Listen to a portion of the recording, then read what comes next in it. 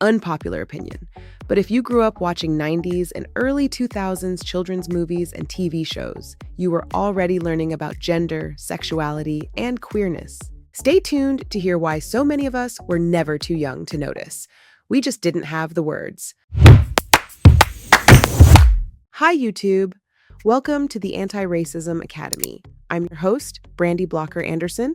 I'm an educator, attorney, creator of Teach Me Antiracism Allyship, and a child of the 90s who had no business learning half of my early media literacy from Bugs Bunny in a wig. But here we are. In this video, we're talking about the pop culture that raised us. Cartoons, children's movies, sitcoms, scandals, very special episodes, coded characters, tomboys, villains, punchlines, and all the moments that taught us about gender and queerness before any adult gave us real language for what we were seeing. Because here's the thing, adults love to say children are too young to learn about LGBTQIA plus identity. But were we too young when Bugs Bunny stood center stage in a shimmering gown, adjusted a blonde wig, puckered his lips, and served "Hello, Doc"? Were we too young when Mulan cut her hair, put on armor, and saved an empire? Were we too young when Spinelli from Recess wore her leather jacket and rejected every narrow rule about what a girl was supposed to be? Were we too young when the Icebox was outplaying boys on the football field in Little Giants? No. We noticed, we just didn't have the words. And when children notice something without language, they don't stop noticing. They start guessing. They start absorbing whatever the culture teaches them. And sometimes what the culture teaches them is harmful. So today, we're going to talk about what we saw, what we were taught, what we were not told, and why age-appropriate language matters. Because silence did not protect us. It left us to figure it out alone. Have you ever noticed how much children's media plays with gender while pretending children can't understand it? Let's start there. Bugs was constantly dressing in feminine clothing, flirting with men, performing femininity, and using gender presentation as a joke, a disguise, or a weapon. Tweety Bird fluttered eyelashes, spoke in a high-pitched voice, and was read by many of us as female even though we were later told Tweety was male. Let that sink in. Some of us learned that voice, eyelashes, softness, and presentation could make people assume a character's gender before we ever learned the words gender expression. The question was never whether children were seeing gender. The question was whether adults were going to help children understand what they were seeing with accuracy, empathy, and care. And usually, they did not. They let the cartoons, the jokes, the bullies, the church whispers, the playground rumors, and the tabloids do the teaching. And I don't like it. Now, before we go any further, let's talk about queer coding. Queer coding is when a character is given traits, aesthetics, mannerisms, relationships, or storylines that suggest queerness without the story explicitly saying the character is queer. Sometimes it was used because creators could not safely or openly include LGBTQIA plus characters. Sometimes it was used to add flair, style, humor, or theatricality. And sometimes it was used to make characters seem strange, dangerous, deviant, ridiculous, or morally suspect. That part matters. Because for a lot of us, queer coding was not just a media device. It was a curriculum. We were being taught who seemed normal, who seemed different, who deserved love, laughter, and/or punishment. Think about Disney villains. Governor Ratcliffe in Pocahontas is theatrical, groomed, dramatic, and visually contrasted with the rugged masculinity of John Smith. Ursula from The Little Mermaid was famously inspired by the legendary drag performer Divine. While Ursula is iconic, she is also a villain. So what were children absorbing? Were we just seeing fabulousness?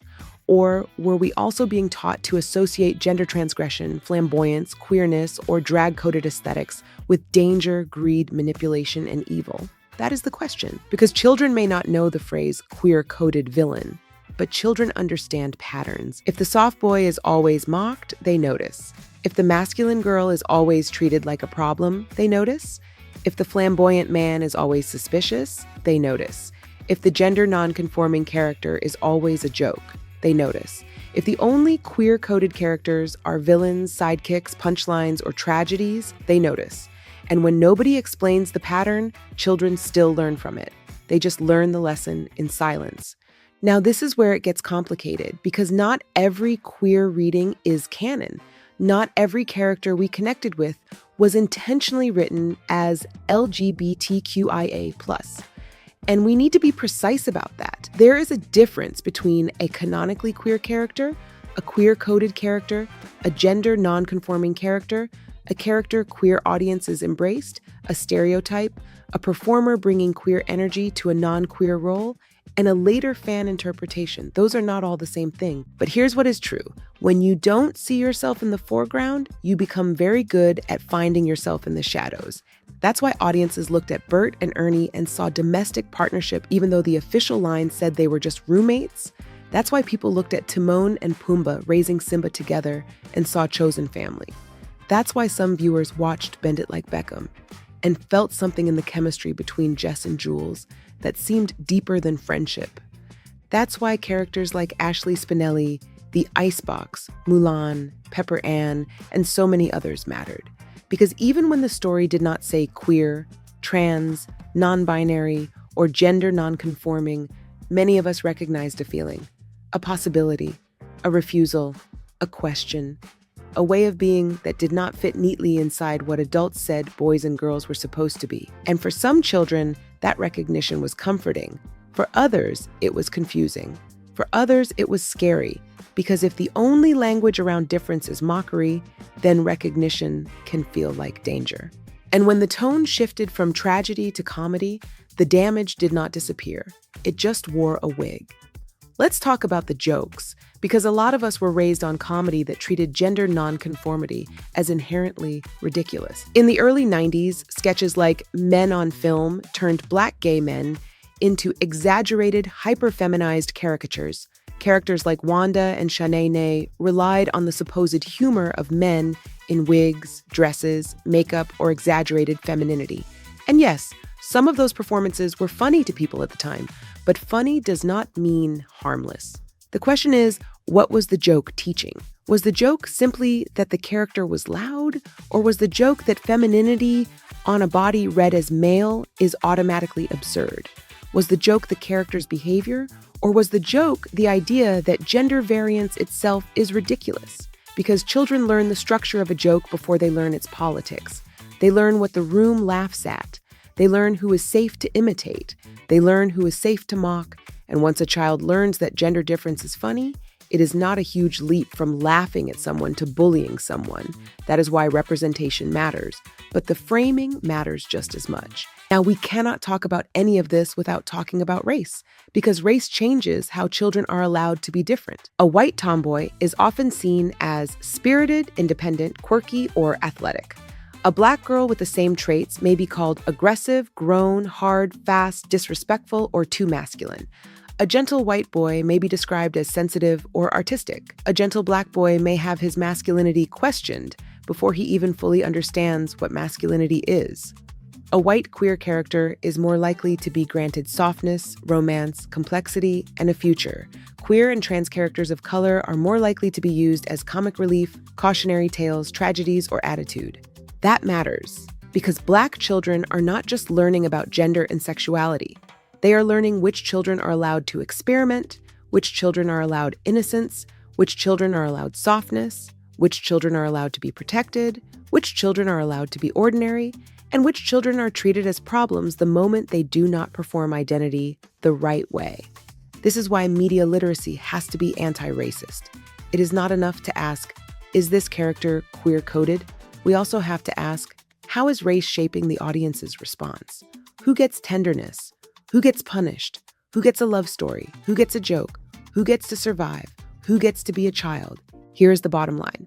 Children do not need graphic details to understand human dignity. And most importantly, an adult could have said, nobody deserves to be mocked, harmed, or treated as less human because of who they are. That is age-appropriate education, not forcing identity onto children, not telling children who they have to become. Just accurate language, empathy, and the ability to recognize another person's humanity. Throughout this series, We are going to revisit the characters, scenes, celebrity stories, songs, movies, cartoons, and pop culture moments that taught different generations about gender and queerness. Then we are going to ask what the media is actually doing. How is the character framed? What do their clothes, voice, body language, and relationships communicate? Are they allowed tenderness? Are they allowed joy? Are they allowed a future? Does the story reward them or punish them? How does race shape the audience's response? And what might a child absorb before anyone explains what they are seeing? Because we were not too young to notice. We were too unsupported to interpret it alone. This is why I created Teach Me Antiracism Allyship. I wanted children to have something many of us didn't have: clear, age-appropriate language for understanding identity, difference, respect, and how to treat other people. The program uses animated lessons, original music, discussion activities, parent guides, educator guides, and classroom resources to introduce concepts like allyship, bisexuality, gender, and so much more. Because the question is not whether children will learn about gender, sexuality, identity, and difference. They are already learning. The question is whether they will learn through stereotypes or through care, whether they will learn through silence or through language, whether they will learn through shame or through humanity.